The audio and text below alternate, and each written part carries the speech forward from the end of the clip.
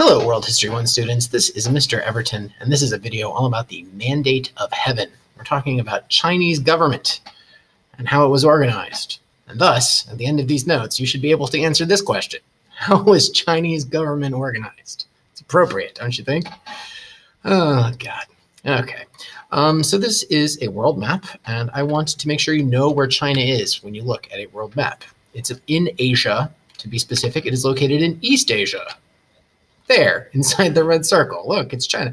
I'm just a little punchy. I think I'm being a little bit sarcastic, more than usual even, which is kind of crazy. There is China on a world map. And China, if you will remember, hopefully you do, is one of our 4 river valley civilizations. It was the last of the 4 river valley civilizations to develop.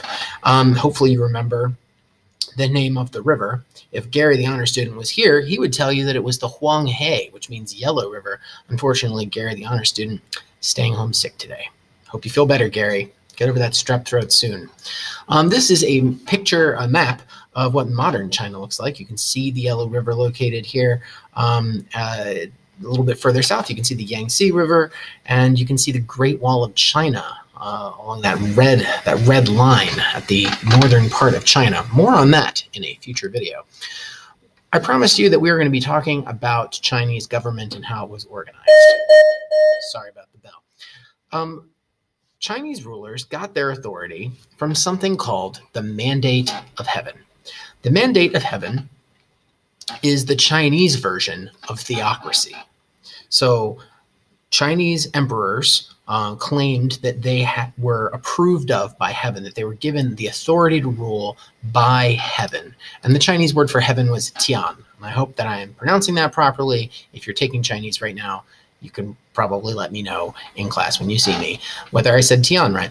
That is the Chinese word for heaven.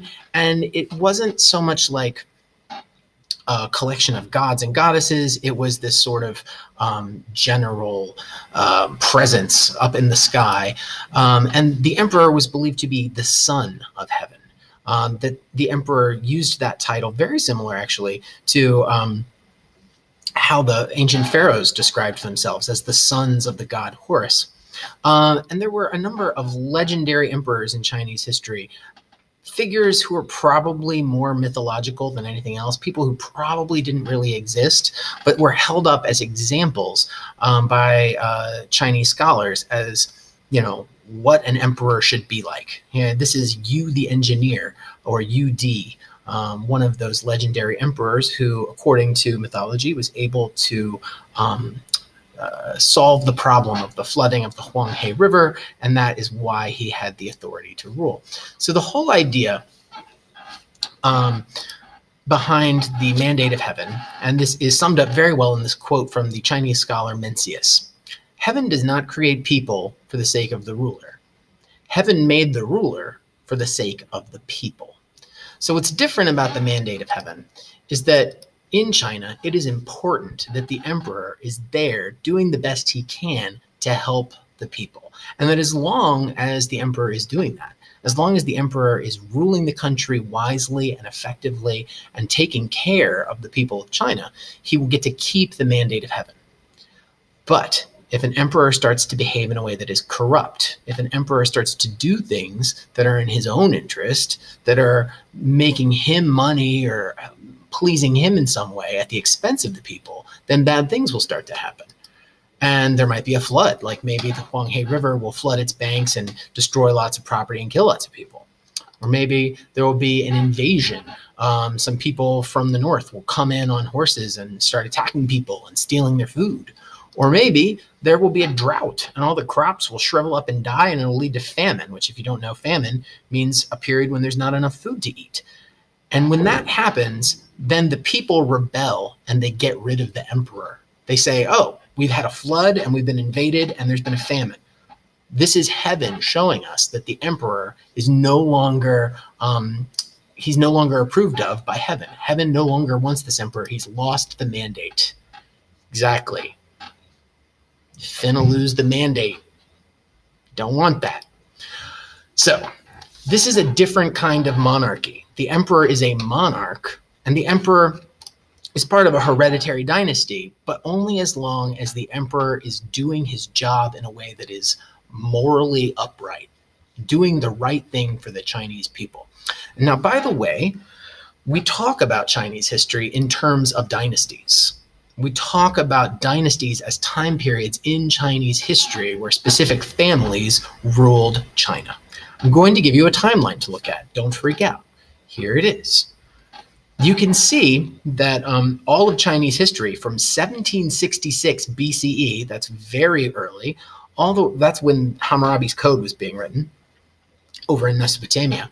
The Shang Dynasty started in 1766, and the Mandate of Heaven goes all the way up to 1911 in the 20th century. So the vast majority of human history is broken up into these Chinese dynasties, from the Shang all the way up to the Qing dynasty that ended in 1911. We are just going to talk about the first few dynasties. We will not be going all the way up to the 20th century.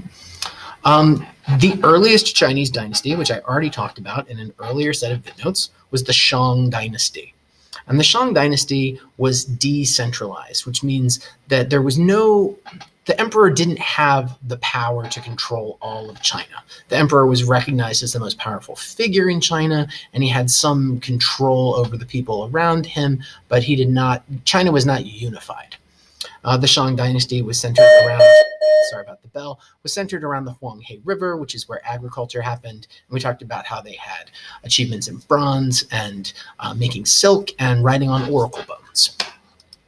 After the Shang, we have the Zhou. That's how you pronounce that, Zhou, like a J. The Zhou dynasty, which was similarly decentralized. The emperor did not have the power to unify all of China. He was just sort of like the most powerful king in the area. And this is when the idea of the Mandate of Heaven actually came about. The Zhou emperors used this concept of a mandate to justify their own rule. They said the Shang emperors had been behaving immorally and corruptly, that they had engaged in acts of cannibalism. Yuck.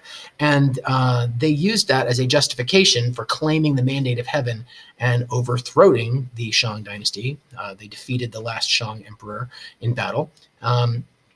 And this is a time period when many influential Chinese philosophies were developed. During the Zhou dynasty, the philosophies of Confucianism, Taoism, and legalism were all first formed. And that will actually be the topic of our next 3 sets of vidnotes, which I know you are anxiously awaiting and looking forward to. So today we talked about the Mandate of Heaven, which is the system that gave authority to Chinese emperors. We talked about how Chinese history is broken up into dynasties. And we talked very briefly about the first 2 dynasties, the Shang and the Zhou. Thanks very much for watching, and I will talk to you next time.